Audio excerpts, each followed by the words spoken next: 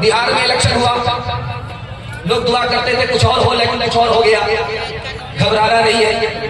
इसके हवाले से आपकी खिदमत पर रखता हूँ। मुसीबत तो आती रहेगी, लेकिन मुसीबत में करना क्या है, ये जिम्मेदारी आपकी और हमारी क्या है। 3 मिनट का पैगाम यहाँ से लेकर के बाद तक सुनने के लिए तैयार, जोश के साथ हाथ उठाइए इंशाअल्लाह। आप लोग इतना मायूस होकर के ऐसे बैठ गए हैं, ऐसे लगता है कि दावत में बैठे थे, खाना खत्म हो गया। अल्लाह मायूसी को खुशी में तब्दील फरमाए। ध्यान से सुनिएगा, तेजी के साथ चल जाए। एक किताब है, उसका नाम है फतावा शाफी।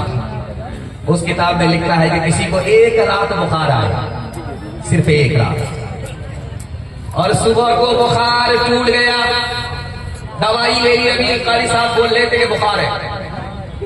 बुखार है तो इतनी एनर्जी के साथ पड़ रहे हैं। अगर बुखार नहीं होता तो माइक ही बुखार देता।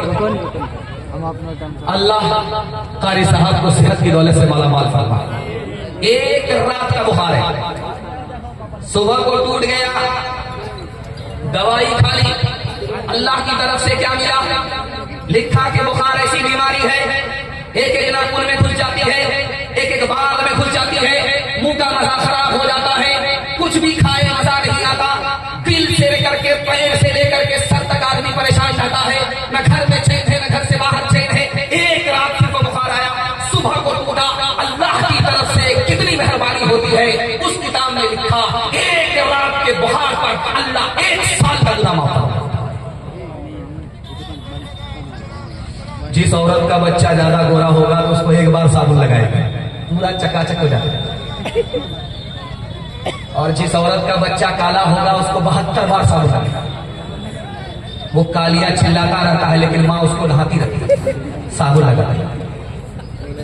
माँ सोचती है कि इसको साबुन से हम गोरा करेंगे, लेकिन वो साबुन कसम खा लेता है कि मैं तो काला हो जाऊंगा, इस कालिया को गोरा हो जाएगा। लेकिन मामूल के मुताबिक, तजर्बे के मुताबिक मैं आपको नमूना देने के लिए चाह रहा हूँ। आपका दिल बड़ा मजबूत होगा। जब चारों तरफ से मुसीबत आपको घेरेगी तो आपका ईमान बड़ा मजबूत होगा। वो माँ बराबर नहाती रहती है, उसके मैल कुचैल को साफ करती है। वो बच्चा रोता रहता है, लेकिन माँ उसके रोने की कोई परवाह नहीं करती। जानती है अगर इसको नहाने से दूर रखा जाए, इसके रोने के लिए आंसू पोंछ दी जाए, तो इस बच्चे का मैल कुचैल साफ नहीं होगा। ठीक इसी तरह अल्लाह अपने नेक बंदों पर मुसीबत डालता है। वो रोता रहता है, खुदा रुलाता रहता है। वो रोता है, खुदा रुलाता है। खुदा को पता है जब तक ये मुसीबत पर रोएगा नहीं, इसके गुनाह का मैल कुचैल साफ नहीं होगा। किसके रोके रुका है सवेरा, एक पल का है मेहमान अंधेरा, एक पल का है मेहमान अंधेरा। लब पे शिकवान ला अश्क पीले, जिस तरह भी हो कुछ देर झीले, जिस तरह भी हो कुछ देर झीले। अब खड़ने को है गम का तेरा, किसके रोके रुका है सवेरा। माशाअल्लाह, मैं देख रहा हूँ आप फाड़ करके तो देखता हूँ जवानों की तादाद ज्यादा है, बूढ़े कम है और बच्चे कम है। मैं जवानों के वास्ते दुआ करता हूँ, अल्लाह हमारे जवानों को दीन दुनी रात चौनी तरक्की से मालामाल फरमाए। जवानों को देखेंगे सब कुछ रखेगा, मगर दाढ़ी नहीं रखेगा। और पूछेंगे आपकी दाढ़ी क्यों नहीं रखते हो? कैसे रखे हैं? जब दाढ़ी छोटी बड़ी होती है तो ऐसी खुजली होती है, महसूस होता है 1 साल से बैगन खा रहा है। दाढ़ी नहीं रखेगा। दुनिया में मुसलमान एक वाहिद कौम है कि इस जलसे में देखेंगे किसी को दाढ़ी है, किसी को दाढ़ी नहीं है, किसी को पगड़ी है, किसी को पगड़ी नहीं है। लेकिन दुनिया में कौम है, पूरी कौम को देखेंगे, बच्चे को देखें, जवान को देखें, बूढ़े को देखें, सबको देखें, सबको दाढ़ी है, सबको पगड़ी है।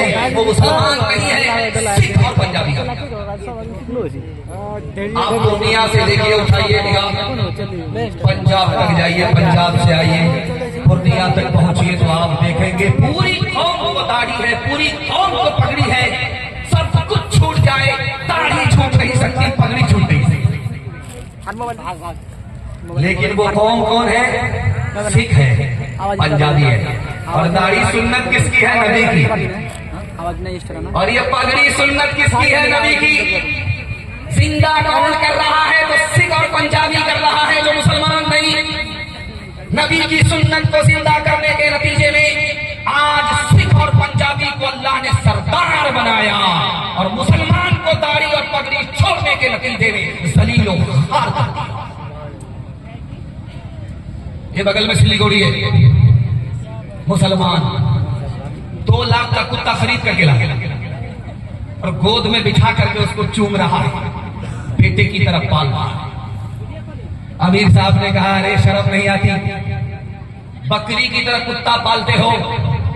अल्लाह के रसूल ने मना किया है कि जिस घर में कुत्ता होगा उसमें रहमत के फरिश्ते नहीं आएंगे, तो कहता है इसीलिए तो पालना। जब फरिश्ता ही नहीं आएगा तो मेरी रूह निकलेगी ही नहीं।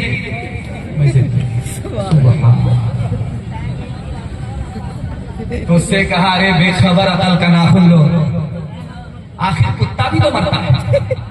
जो कुत्ते की रूह निकालता है वही तुम्हारी रूह निकालता है। हाथ उठाइए, वादा कीजिए नबी की सुन्नत को ढूंढ ढूंढ करके जिंदा करेंगे इंशाअल्लाह। बीवी से पूछ करके दाढ़ी रखेंगे इंशाअल्लाह।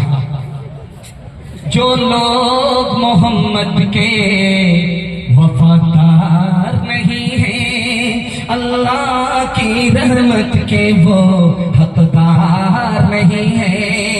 हासिल है जिन्हें इश्क़े मोहम्मद का खजाना, कौनैन की दौलत के तलबगार नहीं है। जो की हमें दे गए सुल्ताने मदीना, हम उसके बदल लेने को तैयार नहीं है। किस्मों से वो बनते हैं मोहम्मद के फिदाई, अखियार की रस्मों से जो बेजार नहीं है।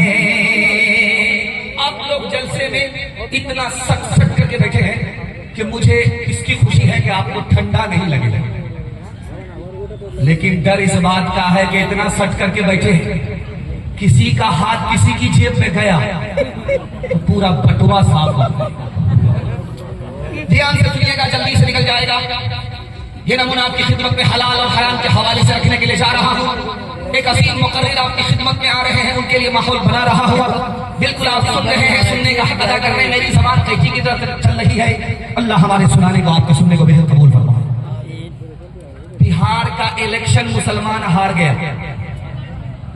सेकुलरिज्म हार गया, सेकुलर लोग हार गए। मुसलमान दुआ करते रहे, दुआ कबूल नहीं हुई। मक्का में जाकर के दुआ किया, मक्के में कबूल नहीं हुई। मदीने में जाकर के दुआ किया, दुआ कबूल नहीं हुई। राज बता रहा हूं, 10,000 का लोन मिला था, हराम घर में आया। उसकी नहूसत से न यहां दुआ कबूल हुई न वहां दुआ कबूल। ध्यान से रखिएगा, जल्दी से निकल जाएगा। एक मुल्क है, उसका नाम है हॉलैंड। हॉलैंड एक मुल्क है दुनिया में। बूढ़ा बाप लाठी हाथ में लेकर के कमर झुकी हुई सहारे के साथ बेटी के यहाँ आया। बेटी से हाथ जोड़ करके बोला कि बेटी, मुझे बेटा तो नहीं है, तुम्हारे सिवा कोई सहारा नहीं है। मैं बूढ़ा हो चुका हूँ, कबर पैर में लटक चुके हैं। मैं चाहता हूँ कि तुम्हारे घर में रह करके मेरी मौत आए, मेरा जनाजा यहीं से उठे। तो बेटी ने कहा, हरगिज नहीं, मेरे घर में दाखिल नहीं हो सकते। अगर दाखिल हो जाओगे तो लात मार करके घर से बाहर निकाल। पूरे मोहल्ले के लोग जमा हो गए, पूरा सिकंदरपुर खड़ा हो गया उस बेटी के खिलाफ। अरे तुम्हारा बाप है, तुमने बाप के साथ दुश्मन से भी बदतर सुलूक किया, उसको अपने घर में जगह देने के लिए तैयार नहीं। उस बेटी का जवाब सुनिए कि तुमने तो इसके बुढ़ापे को देख लिया कि मेरा बूढ़ा बाप है, इसके किरदार को नहीं देखा। मेरा बाप सूद खाता है, सूद कमाता है। मुझे कर्ज की जरूरत पड़ी तो मेरा बाप ने कर्जा दिया, मगर सूद पर दिया। जब तक एक सूद का पैसा जोड़ करके नहीं लिया, तब तक मेरा पीछा नहीं छोड़ा। इस हरामखोर की आंख में जब पानी नहीं, बेटी को इसने बेटी नहीं समझा, तो मैं इसको बाप कहां से समझूं? धक्के दे करके इसके घर से बाहर निकाला। जब आदमी हराम खाता है और कमाता है तो अपने घर के ही लोगों की निगाह से गिर जाता है। हाथ उठाइए, वादा कीजिए हलाल कमाएंगे, हिसाब से खर्च करेंगे इंशाअल्लाह। ध्यान से सुनिएगा, एक मिसाल पर पैगाम